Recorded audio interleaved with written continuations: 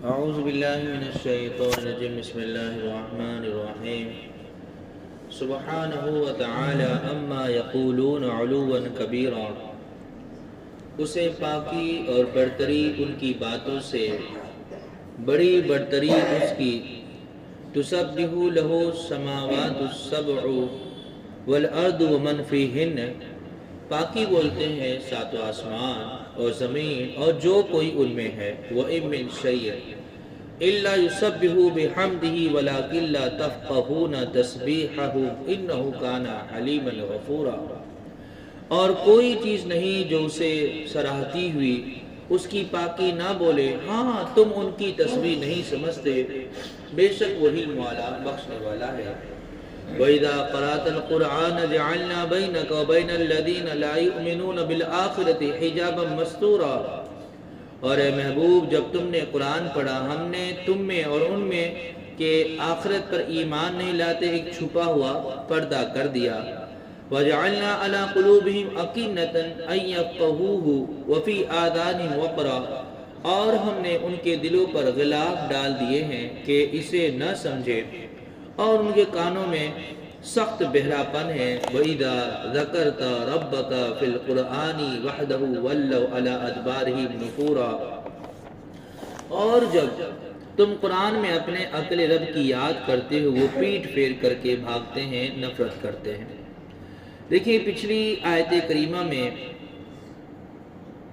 کافروں کے ایک بہت ہی بڑے اور احمقانہ، جاہلانہ، بیوقوف والی بات یا ان کے عقیدے کے ساتھ ان کی اس قسم کی باتوں کو سخت بدتمیزی کی بات فرمایا گیا کہ دیکھو یہ کافر اپنی زبانوں کو کہاں استعمال کر رہے ہیں۔ اب ان آیت کریمہ میں اللہ تبارک و تعالیٰ اپنی شان کو ظاہر فرما رہا ہے۔ سبحانہ وتعالی اما یقولون علوا کبیرا، کہ اسے پاکی اور برتری ہے ان باتوں سے برتری جو اس نے کی۔ پیچھے کیا باتیں کی ان لوگوں نے کہ نعوذ باللہ من ذالک، اللہ تبارک و تعالیٰ کی بیٹیاں ہیں کون؟ فرشتے۔ اللہ تبارک و تعالیٰ کی بیٹیاں ہیں فرشتے۔ تو یہاں پر اس چیز کی تردید کی جا رہی، اس کو رد کیا جا رہا ہے۔ یہاں پر ان لوگوں نے چار قسم کی باتیں ہیں، کئی قسم کی، مثلا کہ اللہ واحد معبود نہیں ہے، بہت سے دیوی دیوتا اور بہت مورتی موجود ہے، ایک بات ان کی یہ تھی۔ دوسری یہ کہ اللہ نے اپنی بیٹیاں بنائی ہیں، اللہ ان کا والد ہے۔ تیسری بات فلاں یا فلاں اللہ کا بیٹا ہے۔ چوتھی بات اللہ خود تو قدیم ہے مگر اس کی صفات قدیم نہیں، یعنی اللہ پاک ہمیشہ سے تو ہے لیکن اس کی صفات جو ہمیشہ سے نہیں ہے۔ تو ان چاروں باتوں کو رد کیا گیا۔ سبحانہ، پاکی ہے اسے، یعنی وہی اکیلا پوری کائنات کا معبود ہے، اسی کے لیے عبادت کے، اس لیے کہ عبادت کے لائق وہی ہو سکتا ہے جو ہر عیب سے پاک ہو، اور اللہ تبارک و تعالیٰ یہ شان کسی کی نہیں سوائے اللہ تبارک و تعالیٰ کی، یہ شان کسی کی بھی نہیں ہے سوائے اللہ کے، اس لیے وہی فقط جو ہے معبود ہے۔ دوسرا ان کا یہ تھا کہ اللہ نے اپنی بیٹیاں بنائی ہیں، اللہ ان کا والد ہے، تو اللہ تبارک و تعالیٰ ہر چیز کا مالک اور قابض ہے، پوری قدرت ہے اللہ تبارک و تعالیٰ کو، لیکن ایک باپ کو اپنی بیٹی پر پوری قدرت نہیں حاصل ہوتی، پوری قدرت حاصل نہیں ہوتی ہے،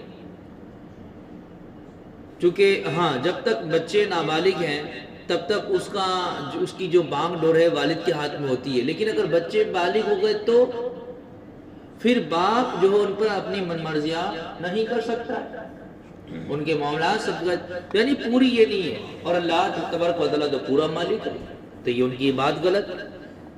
تیسری کہ فلاں یا فلاں اللہ کا بیٹا ہے، تو اللہ تبارک و تعالیٰ ہمیشہ اور غالب اور قوت والا ہے، کبھی بوڑھا اور کمزور ہونے والا نہیں۔ والد کو اس لیے بیٹوں کی ضرورت ہوتی ہے کہ چند دن کے بعد اس نے بوڑھا ہونا ہے، اس کی تمام صفات کمالیہ نے ختم ہونا ہے، لیکن اللہ تبارک و تعالیٰ کی شان ایسی نہیں، وہ تو ہمیشہ سے صفات کمالیہ کا مالک ہے وہ۔ اسی طریقے سے اگر کسی کے لیے اولاد ثابت کی جائے تو اولاد پیدا کرنے کے لیے یعنی شوہر کے لیے بیوی کا محتاج ہونا ضروری ہے، بغیر بیوی کے بچہ کیسے پیدا کرے گا وہ؟ تو یہاں پر یہ ہوا کہ ایک مرد جو ہے ایک عورت کا محتاج ہے، اور ایک عورت ایک مرد کی محتاج ہے، دونوں ایک دوسرے کے محتاج ہیں۔ لیکن اللہ تبارک و تعالیٰ تو محتاج یعنی اس سے پاک ہے، بلکہ وہ دوسروں کی حاجتوں کو پوری کرنے والا ہے۔ اللہ تبارک و تعالیٰ ان سے پاک ہے، تو لہٰذا پاکی ہے اسے، برتری اس سے جو ان لوگوں نے اس قسم کی باتیں کی۔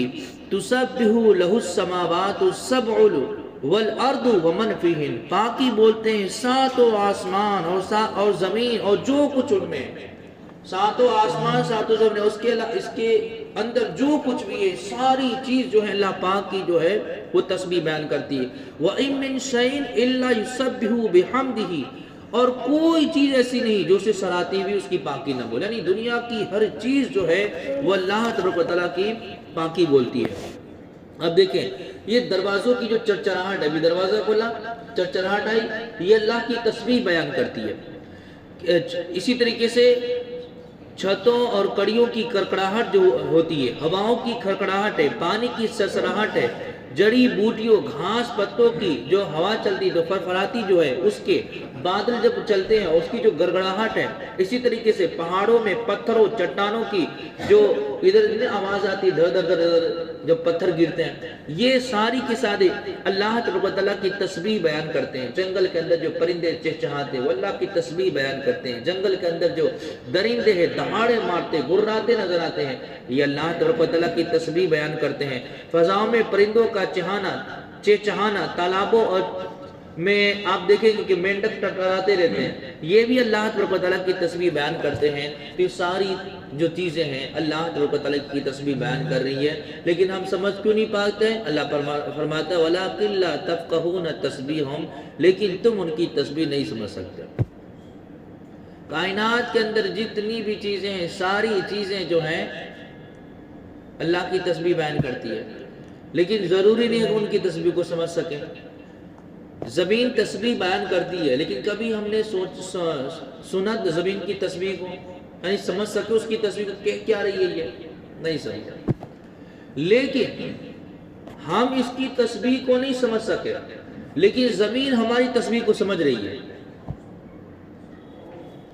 ہم جو بھی تسبیح بیان کی ہے، ہم جو تسبیح بیان کرتے ہیں تو بھلی نہیں زمین اگر تسبیح بیان کر رہی ہے تو اس کی تسبیح ہم نہیں سمجھ سکتے، لیکن جو ہم نے تسبیح بیان کی ہے وہ زمین سمجھتی ہے۔ تبھی تو زمین کے جس حصے پر ہم نے سجدہ کیا ہے، کل قیامت کے دن وہ زمین کا ٹکڑا رب کی بارگاہ میں عرض کرے گا مولا تیرے بندہ نے میرے سینے کے اوپر سجدہ کیا۔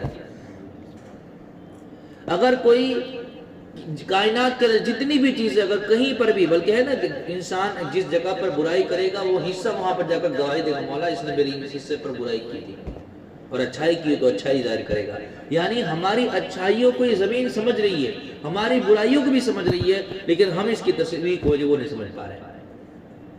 تو خیر انہ کان حلیما غفورا، بے شک وہ حلم والا بخشنے والا ہے۔ وَإِذَا قَرَأْتَ الْقُرْآنَ جَعَلْنَا بَيْنَكَ وَبَيْنَ الَّذِينَ لَا يُؤْمِنُونَ بِالْآخِرَةِ حِجَابًا مَسْتُورًا، اور اے محبوب جب تم نے قرآن پڑھا ہم نے تم میں اور ان میں کہ آخرت پر ایمان نہیں لاتے ایک چھپا ہوا پردہ کر دیا۔ حضور قرآن شریف پڑھتے ہیں، بلکہ حضور کا چہرہ اتنا حسین دیکھ لے تو مسلمان ہو جائے۔ ابو جہل دیکھتا رہا لیکن مسلمان نہیں ہوا، ابو لہب دیکھتا رہا لیکن مسلمان ہوا نہیں۔ تو اللہ پاک فرماتا ہے وَجَعَلْنَا عَلَىٰ قُلُوبِهِمْ أَكِنَّةً أَن يَفْقَهُوهُ وَفِي آذَانِهِمْ وَقْرًا، اور ہم نے ان کے دلوں پر غلاف ڈال دیے ہیں کہ اسے نہ سمجھے، اور ان کے کانوں میں سخت بہرا پن ہے۔ سن تو رہے لیکن صحیح سے نہیں سن پا رہے، ان کے کان کے اندر وہ سماعت نہیں ہے، وہ قوت نہیں ہے۔ وہی صحابہ کرام ہیں کہ ایمان لانے کو تیار نہیں، لیکن جو مومن ہو چکے ان کا عالم یہ کہ حضور خالی فرما دے تو میں اپنی جان کو حضور کے قدموں میں قربان کر دوں، تو ان کا کان کیا کھلا ہوا۔ وَإِذَا ذَكَرْتَ رَبَّكَ فِي الْقُرْآنِ وَحْدَهُ وَلَّوْا عَلَىٰ أَدْبَارِهِمْ نُفُورًا، اور جب تم قرآن میں اپنے اکیلے رب کی یاد کرتے وہ پیٹ پھر کر کے بھاگتے ہیں، نفرت کرتے ہیں کفار و مشرکین۔ اب دیکھیں اس آیت کریمہ کے ماتحت چند باتیں کہ ہر چیز ہر وقت تا زندگی اپنی زبان اور بولی سے اللہ کی تسبیح پڑھتی ہے۔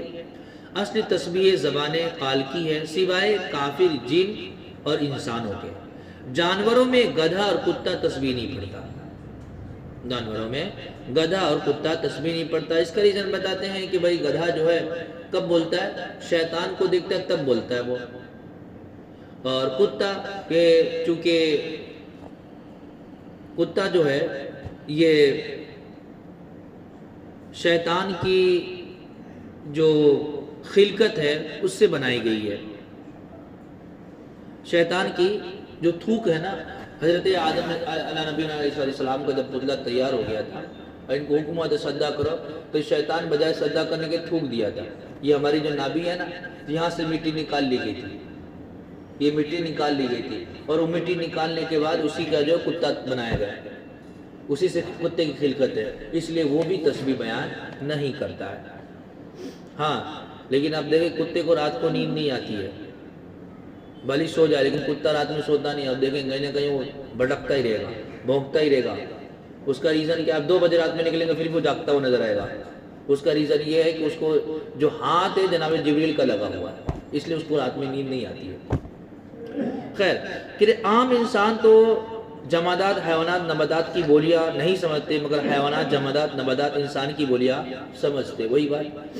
اسی طریقے سے تمام وظائف میں درود شریف کی طرح سبحان اللہ و بحمدہ سبحان اللہ العظیم پڑھنا سب سے زیادہ اعلیٰ وظیفہ ہے، اور اس سے رزق میں بھی برکت ملتی ہے۔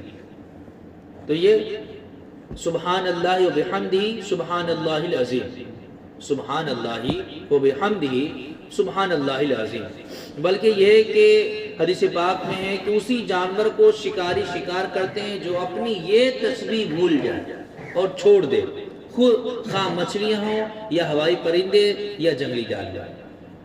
تو اگر جانور اللہ تعالیٰ کی تسبیح بیان کرنا چھوڑ دے تو وہ قید کر لیے جاتے ہیں، مار دیے جاتے ہیں، جبکہ ان کے اوپر واجب اور فرض نہیں ہے۔ تو انسان کے اوپر تو واجب اور فرض ہے اللہ کی تسبیح بیان کرنا، اگر یہ چھوڑ دے تو یہ پھر کیسے بچ سکتا ہے؟ اس کو بھی مار پڑے گی، لیکن کیسے؟ خبر بھی نہیں پڑے گی۔ اللہ تبارک و تعالیٰ کی بارگاہ میں دعا ہے کہ اللہ تبارک و تعالیٰ ہم تمام لوگوں کو اپنا خوب خوب ذکر کرنے کی توفیق عطا فرمائے، تسبیح و تحلیل بیان کرنے کی توفیق عطا فرمائے۔ اللہ تبارک و تعالیٰ قرآن پاک کے صدقے میں ہمارے عمر میں، رزق میں، کاروبار میں، صحت میں بے شمار رحمت برکت نازل فرمائے۔ الفاتحہ۔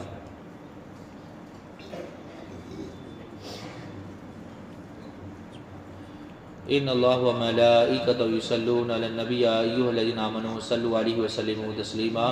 اللهم صل علی سیدنا مولانا محمد الماجد والکرم علی الکرام وبارک بارک وسلم۔ سبحان ربک رب العزۃ عما یصفون وسلام وسلام الحمد للہ رب العالمین۔ لا الہ